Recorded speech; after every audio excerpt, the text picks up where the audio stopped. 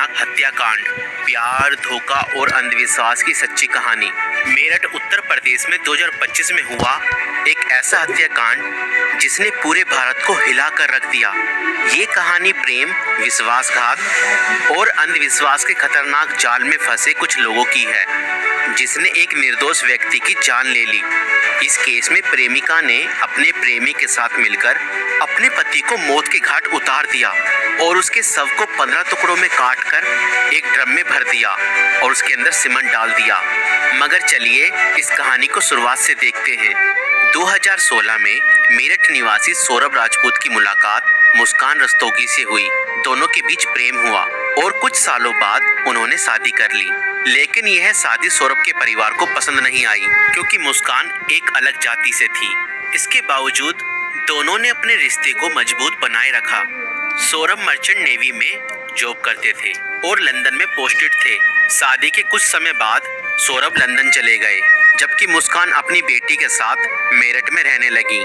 इस दौरान उनकी जिंदगी में एक तीसरा व्यक्ति साहिल शुक्ला आया, जो मुस्कान को पहले से ही जानता था। सौरभ के लंदन में रहने के कारण मुस्कान की नजदीकियां साहिल से बढ़ने लगी। साहिल, जो पहले से ही मुस्कान को पसंद करता था, अब खुलकर उसके साथ वक्त बिताने लगा। मुस्कान ने उसे यह यकीन दिला दिया कि वह अपने पति के साथ खुश नहीं है और वह साहिल से सच्चा प्यार करती है। साहिल शुक्ला अंधविश्वासी प्रवृत्ति का था और आत्माओं, तंत्र मंत्र जैसी चीजों में विश्वास करता था। मुस्कान ने इस बात का फायदा उठाते हुए उसके लिए स्नैपचैट पर एक फर्जी अकाउंट बनाया, जिससे वह साहिल शुक्ला की मरी हुई मां के नाम से चैट करती थी। इस फर्जी अकाउंट से वह साहिल को यकीन दिलाने लगी कि उसकी मां की आत्मा मुस्कान को पसंद करती है और चाहती है कि वह दोनों साथ रहें। धीरे धीरे साहिल पूरी तरह से मुस्कान की बातों में फंस गया। मुस्कान ने उसे यह विश्वास दिलाया कि अगर वह उसके पति सौरभ को रास्ते से हटा दे तो वो दोनों एक साथ रह सकते हैं। साहिल अब पूरी तरह से मुस्कान के इशारों पर नाचने लगा था। मुस्कान और साहिल ने मिलकर सौरभ को मारने की साजिश रची। 4 मार्च 2025 को जब सौरभ लंदन से मेरठ अपनी पत्नी और बेटी से मिलने आया, तब मुस्कान ने सौरभ की फेवरेट सब्जी कोफ्तों में बेहोशी की दवाई मिलाकर खिला दी।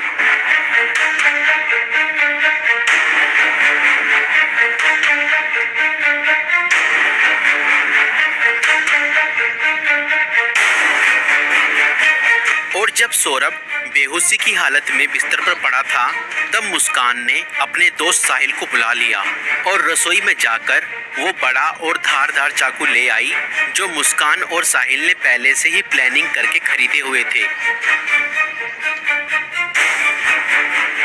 और करीब 20 मिनट तक साहिल ने मुस्कान को बताया कि कैसे उसे अपने पति का वध करना है।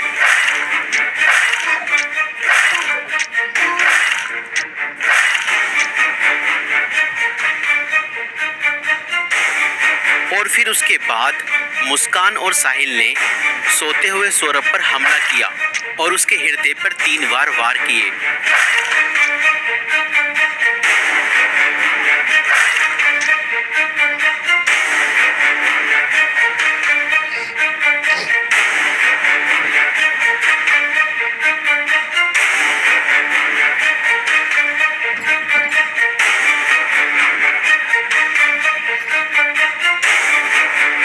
और घर में पड़े कूलर को भी ऑन कर दिया ताकि उसकी आवाज किसी को भी ना सुनाई दे।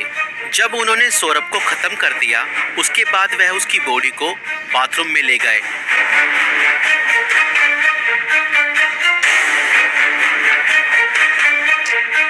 और उसके शरीर को 15 टुकड़ों में बांट दिया। सौरभ को खत्म करने के बाद उन्हें इस बात की चिंता हुई कि अगर शव बरामद हो गया तो पुलिस उन तक जरूर पहुंच जाएगी। इसलिए उन्होंने सबको ठिकाने लगाने की योजना बनाई और मुस्कान बाजार जाकर एक प्लास्टिक का ड्रम खरीद लाई।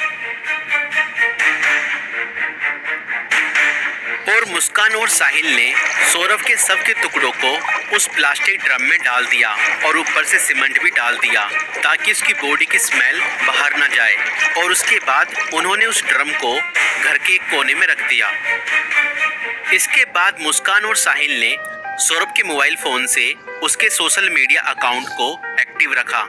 उन्होंने सौरभ के अकाउंट से हिमाचल प्रदेश की शिमला की तस्वीरें और स्टोरीज पोस्ट की ताकि लोगों को लगे कि वह घूमने गया है।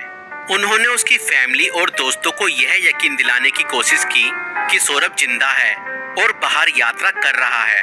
इस दौरान मुस्कान और साहिल खुद भी शिमला घूमने चले गए ताकि अगर कोई लोकेशन ट्रैक करे तो किसी को शक ना हो। लेकिन किसी भी अपराधी की तरह वह भी ज्यादा समय तक बच नहीं पाए। सौरभ के परिवार ने जब उससे संपर्क करने की कोशिश की और कोई जवाब नहीं मिला तो उन्हें शक हुआ। परिवार ने मेरठ पुलिस में गुमशुदा की रिपोर्ट दर्ज कराई।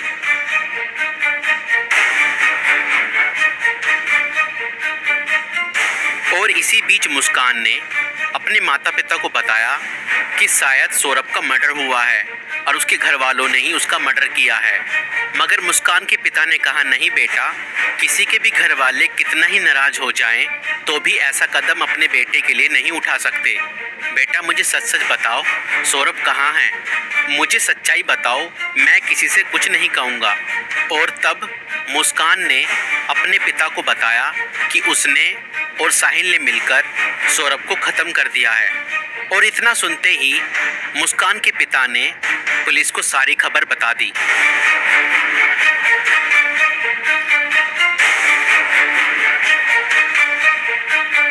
और पुलिस ने तुरंत मुस्कान और साहिल को गिरफ्तार किया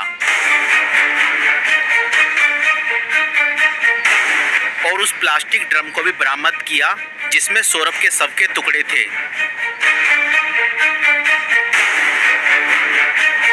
उस प्लास्टिक ड्रम को काटा गया और सौरभ के शरीर के टुकड़ों को बरामद किया गया। इस खौफनाक हत्या मिस्ट्री का अंत पुलिस द्वारा हत्यारों की गिरफ्तारी के साथ हुआ। पुलिस ने मुस्कान और साहिल को गिरफ्तार कर लिया। दोनों पर हत्या, साजिश और शव को छुपाने के गंभीर आरोप लगाए गए। दोस्तों, ये घटना हमें यह सिखाती है कि अंधविश्वास का अंजाम बहुत बुरा और भयानक होता है। साहिल ने अपनी मां की आत्मा के नाम पर बनाए गए एक फर्जी अकाउंट पर भरोसा किया और हत्या जैसा अपराध कर दिया। और गलत संबंध और रिश्तों का अंजाम बहुत बुरा ही होता है। मुस्कान ने अपने फायदे के लिए साहिल को मानसिक रूप से कंट्रोल किया और हत्या तक करवा दी। और कानून से कोई नहीं बच सकता, चाहे अपराध कितना भी चालाकी से किया जाए। पुलिस की जांच और सबूतों के आधार पर अपराधी पकड़े ही जाते हैं। इसलिए रिश्ते सोच समझकर बनाएं और जीवन साथी चुनने से पहले सामने वाला मानसिक रूप से कैसा व्यक्ति है यह जानने की कोशिश करें। साथी चुनते समय सूरत पर नहीं, सीरत पर ध्यान दें। इस वीडियो को बनाने का उद्देश्य संसार में बढ़ रही बुराइयों से अवगत कराना है। दोस्तों, आपकी इस वीडियो को लेकर क्या राय है, हमें कमेंट